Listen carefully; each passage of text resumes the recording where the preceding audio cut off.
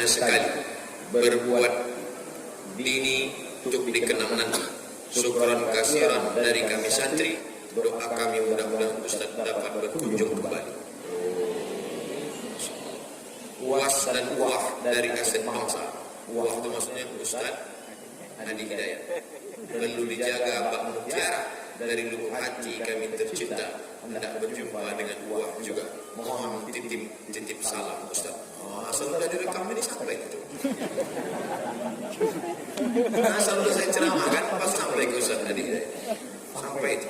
Kenapa Ustaz pede sekali? Ini kan di streaming kan. Streaming Instagram kita 6,4 juta.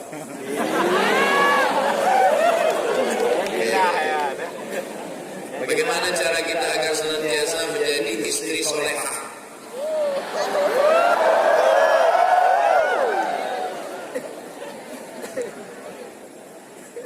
Dunia mata, dunia ini kenikmatan. Makan itu nikmat, minum itu nikmat, rumah itu nikmat, kendaraan itu nikmat. Wa khairu mataiha, sebaik-baik kenikmatan al-mar'atus salih. Makan gulai ayam, makan sate kambing, makan lobster, nikmat atau tak nikmat? Nikmat.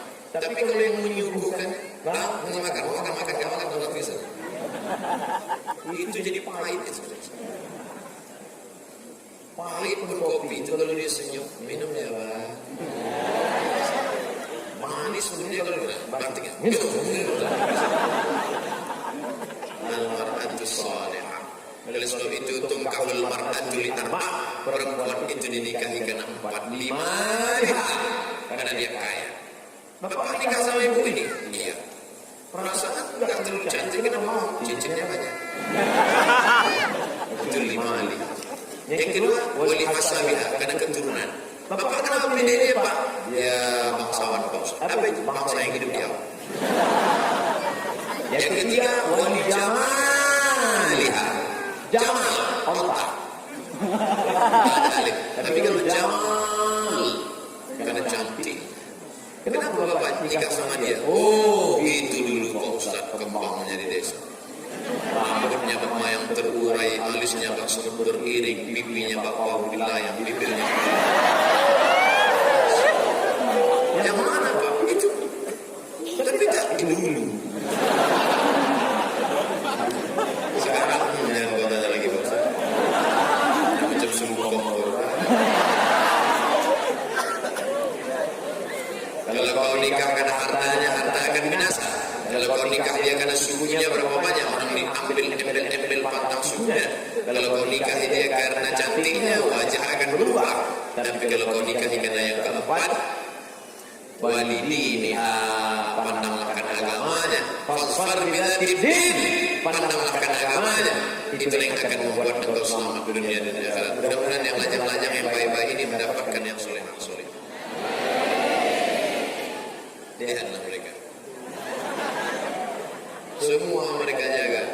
Jangankan rumah kalian, jangankan mobil kalian, jangankan kebun kalian, pipi dan lubang hidungnya pun dijaga sampai tanam.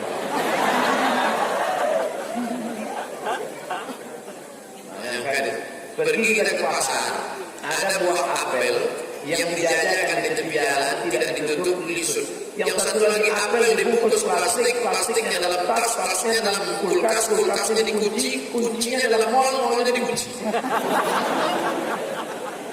Kira-kira mau yang di tepi jalan yang sudah dipicit-picit orang atau yang di dalam tertutup tadi? Yang tertutup, terjaga, steril, tak ada kena ulat, tak lisut, tak busuk. Begitulah santriwati-santriwati Darul Huda ini. Dijaga kehormatan mereka.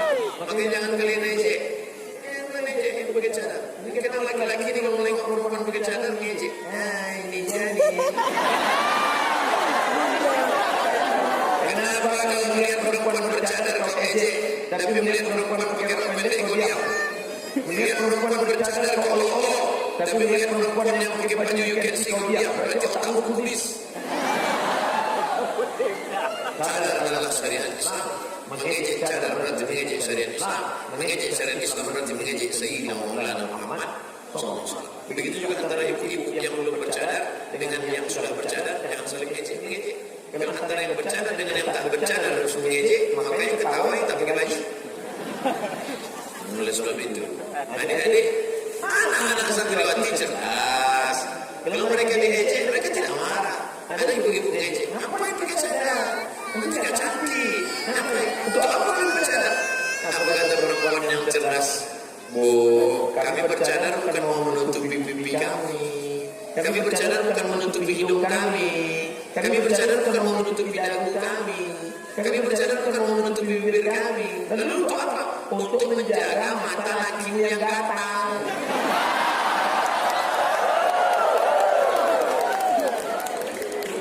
Syarat perempuan yang solehah yang pertama menutup aurat. Itu pokok pangkal. Makanya kalian